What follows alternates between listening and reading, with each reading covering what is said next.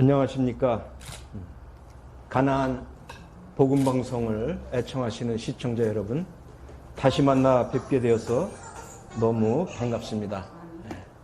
오늘은 털 깎는 자 앞에 잠잠한 양이 되신 우리 주 예수 그리스도에 대해서 말씀을 드리기를 원합니다.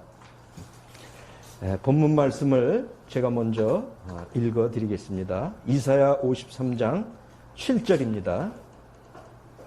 그가 곤욕을 당하여 괴로울 때에도 그의 입을 열지 아니하였으며 마치 도수장으로 끌려가는 어린 양과 털 깎는 자 앞에서 잠잠한 양같이 그의 입을 열지 아니하였도다.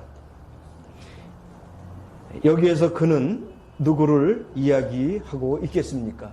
이미 구약에 일찍이 예언된 우리 주 예수 그리스도의 십자가의 그의 고난을 설명하고 있는 것을 우리는 보게 됩니다. 어떤 목사님 쓰신 내용 중에 그런 내용이 있어요. 예수님이 그렇게 말씀하셨습니다. 너희가 나를 사랑하지 않는 것은 고쳐야 될 병이고, 내가 너희를 사랑하는 병은 고치지 못할 병이다. 이렇게 말씀하셨다고 그래요. 무슨 말인지 이해가 되시죠?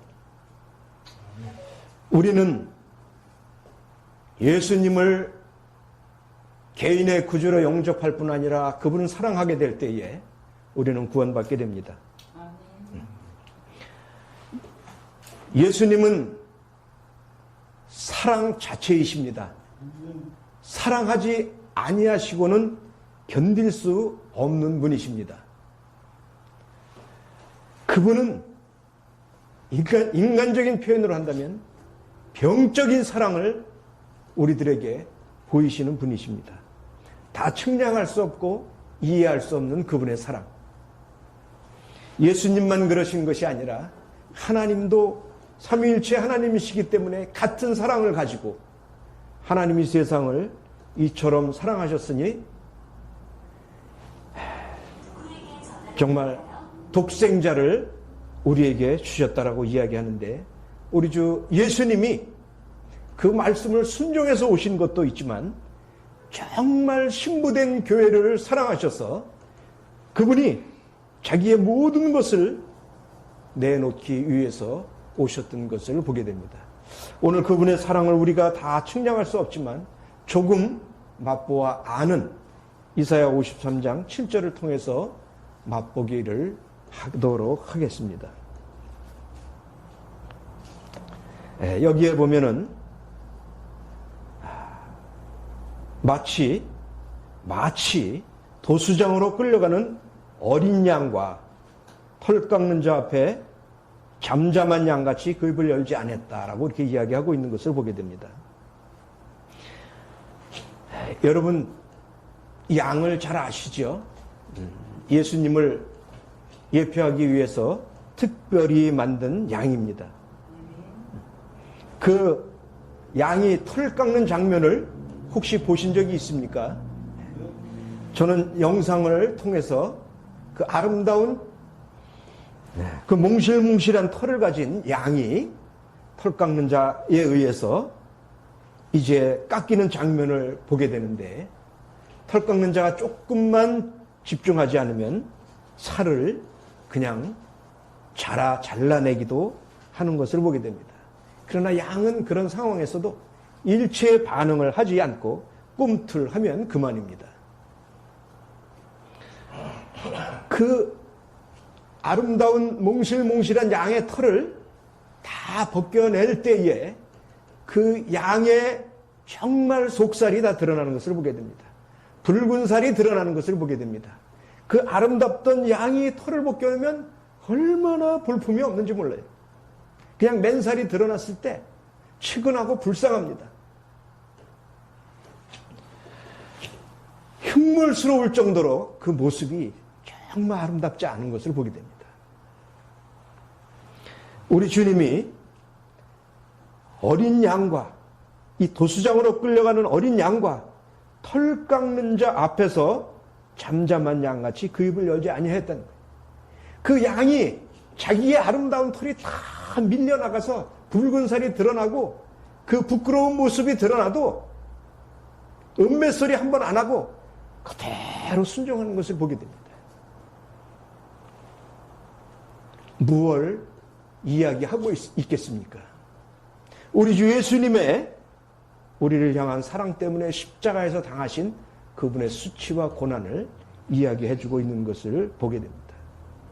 마치 여름에 그 플라타너스가 그 잎사귀로 자기를 아름답게 치장하고 있지만 이제 여름이 지나고 가을이 깊어지면 그 잎을 다 떨궜을 때에 적나라한 그의 앙상한 가지를 다 드러낼 때에 그 안에 모든 흠과 흉물스러운 모습이 그대로 다 드러나는 것처럼 이제 우리는 거슬러 올라가서 에덴 동산에서 먹지 말라고 한 선악과를 따먹은 아담과 하와가 이제 하나님 앞에 숨었을 때에 하나님이 그들 앞에 찾아왔습니다. 창세기 3장 10절에 보면 이르되 내가 동산에서 하나님의 소리를 듣고 내가 벗었으므로 두려워하여 숨었나이다. 그들이 지금까지 벗은 것을 알지 못했습니다. 부끄럽지도 않았습니다. 더욱이 두렵지는 않았습니다. 그들이 선악과를 따먹었을 때에 죄가 무엇인지 알게 됐고 이제 부끄러움의 경지를 넘어서 이것은 두려운 것입니다. 나의 죄가가 사람들 앞에가 아니고 하나님 앞에 드러날 때에 우리는 두려운 것입니다. 부끄럽고 정말 창피한 것을 넘어서 이것은 두려운 것입니다. 내가 정말 아무도 모른다고 생각하는 혼자 생각한 것들, 알지 못할 거라고 생각한 밤중에 일어난 일들, 나만 알고 있는 그 부끄러운 일들이 적나라하게 드러날 때에 사랑이 많으신 아버지 하나님은 이때에 그들을 책망하시기보다 가죽옷을 지어 입히는 것을 보게 됩니다. 그들의 그 부끄러움을 책망하는 것 그거보다 더 중요한 것은 그 부끄러움을 가려주어야 되는 것이 하나님의 사랑인 것입니다.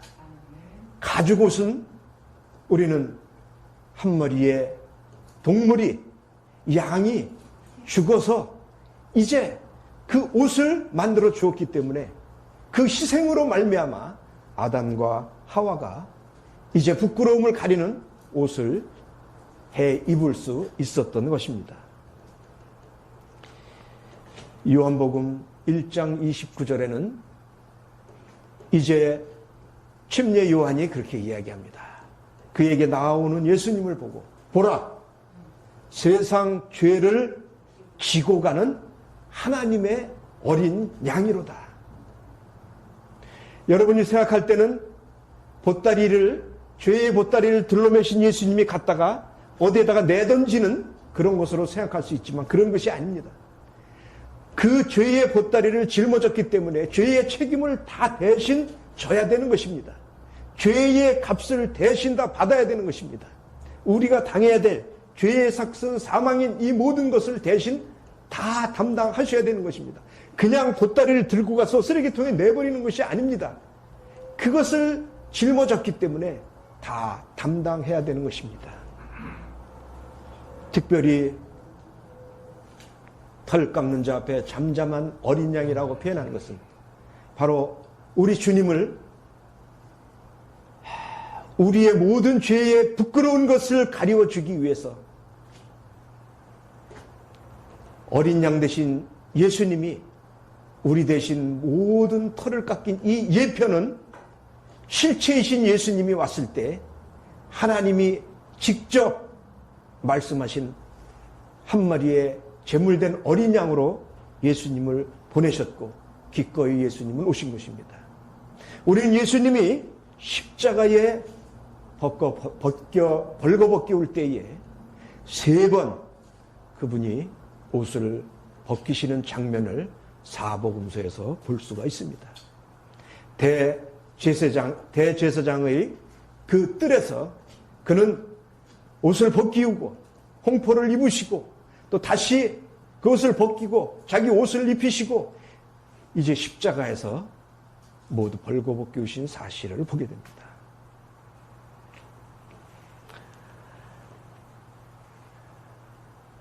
여러분, 어린아이도 벌써 3살만 넘으면 스스로 벗지 않는데 강제로 벗기는 이것은 극히 어려운 일입니다. 막 난리가 납니다. 여러분, 하물며 이제 10살이 넘고 초등학교 5, 6학년만 돼도요, 물리적으로 아이의 옷을 벗긴다는 것은 불가능합니다. 목숨을 걸고 못하게 하는 것입니다. 왜 그렇습니까? 부끄러우니까요. 그것은 누가 가르쳐주지 않아도 아는 부끄러움입니다. 그것은 창피함입니다.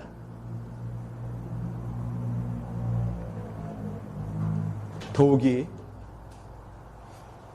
장성한 남자가, 한 가정의 아버지가 사람들 앞에서 벌거벗기운다고 하는 사실이냐, 있을 수가 없는 일입니다. 이것은 가문의 수치입니다. 이것은 죽음보다도 어려운 것입니다. 이 창피라는 것은 말로 다 표현할 수 없는 것입니다. 차라리 죽는 게 낫다는 것입니다. 더욱이 한 나라의 수장인 왕이, 대통령이 다른 나라의 침략을 당해서 이제 포로가 되어서 어쩔 수 없이 그 옷을 벗겨온다면 온 나라가 다 벌거벗은 것입니다. 온 나라가 다 벌거벗기움을 당한 것입니다. 그렇지 않습니까?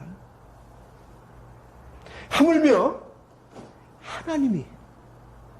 하나님이 이 땅에 오셔서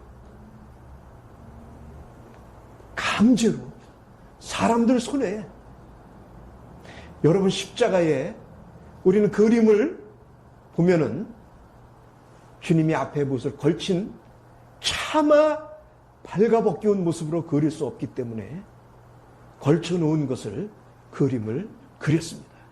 그러나 그거 틀리는 것입니다. 완전히 벌거벗겨온 것입니다. 생각해 보셨습니까? 하나님이 인간들 때문에 이 수치와 이 모욕을, 이 굴욕을, 죽음보다도 더한 이 창피를 다 무릅썼다는 거예요.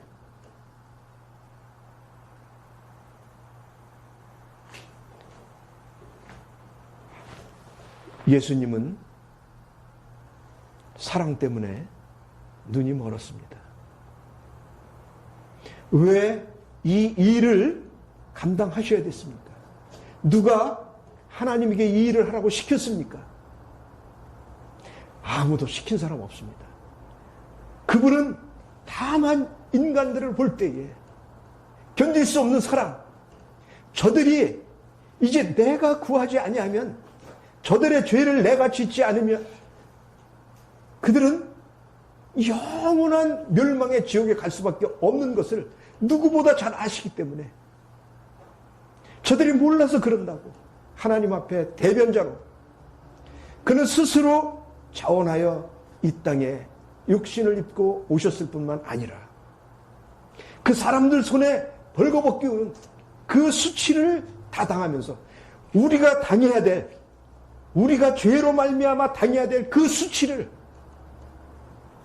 그 부끄러움을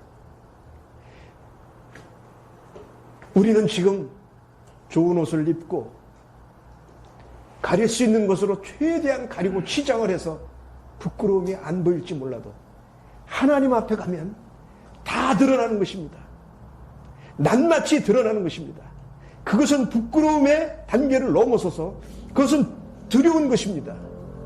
견딜 수 없는 두려움입니다.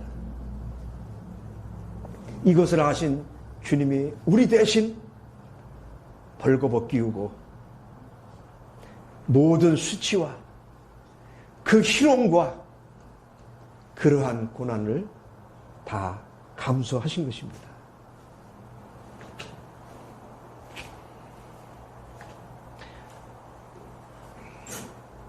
참으로 하나님의 사랑을 인간이 표현하고자 하면 할수록 그 사랑을 정의하면 할수록 그 사랑이 상처를 입는다고 이렇게 이야기합니다. 우리가 다 이해할 수 없고 다 표현할 수 없습니다. 그래서 그냥 사랑이라고 이야기합니다. 많은 사람들이 혹 이 방송을 듣는 여러분들 중에서 이 놀라운 우리 주님의 사랑을 무시하지 마시기 바랍니다. 이 사랑을 이야기할 때에 농담으로 여기지 마시기 바랍니다. 롯의 사위들이 이제 나아가서 이야기할 때에 멸망할 소돔과 고모라를 이야기할 때 농담으로 여겼다는 것입니다. 노아의 홍수의 방주를 120년 동안 만들면서 노아가 나아가서 그들에게 이 방주에 들어가자고 이야기할 때 그들은 무시했습니다. 무슨 마른 하늘에 홍수가 나냐고. 그들은 비를 보지 못했기 때문입니다. 여러분이 다가올 누구든지 하나님 앞에 죄의 문제로 낱낱이 벌거벗고 드러나야 될 그때의 그 심판대 앞에 우리가 당할 수치와 그 두려움을 예수님이 대신 이 땅에 오셔서 당해 주신 것입니다.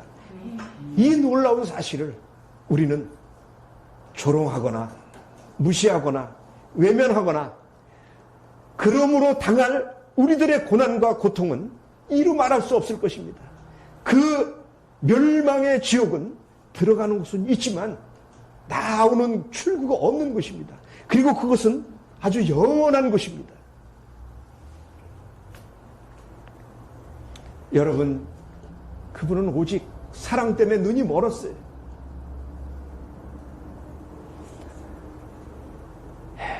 그분은 그 십자가를 지면서 히브리서 12장 2절에 보면은 앞에 있는 즐거움을 생각하시고 그 부끄러움과 고난을 개의치 아니하셨다는 거예요. 이제 우리는 얼마나 예수님이 우리를 사랑하셨는지 이제 조금 이야기를 들었습니다. 여러분, 구원받는 것은요, 하나님과 예수님이 우리 인간을 사랑하셨다는 객관적 사실이 이 말을 듣고 내 마음이 겸손해지고 낮아질 때에 성령이 내게 함께 할 때에 이것이 주관적인 사실이 되고 주관적인 믿음이 되어져서 예수님이 우리를 위해서가 아니라 나를 위해서 이런 고난을 당하신 이 부끄러움을 당하신 사실이 다가오는 것입니다. 내 것이 되는 것입니다. 나를 위해 고난당하신 예수님, 나를 위해 어린 양이 되셔서 털 깎는 자 앞에 잠잠한 양같이 그 입을 열지 아니하시고 그 수치와 그 희롱 속에서 입을 열지 아니하신 것입니다. 이 놀라운 우리 주 예수님의 이 사랑, 정말 우리는 다 이해할 수가 없습니다. 그래서 우리는 예수님을 바보 예수님이라고 이렇게 표현한 글들도 보았어요. 정말 바보 같아요. 내가 뭡니까? 내가 하나님을 위해서 할 수 있는 일이 아무것도 없는데 내가 그분에게 드릴 것이 무엇이 있습니까? 죄악된 내 모습뿐이 그분에게 드릴 것이 없는데 왜 그분이 자기를 위해서 나를 구원하셨다고 표현하고 있는 것을 보게 됩니다.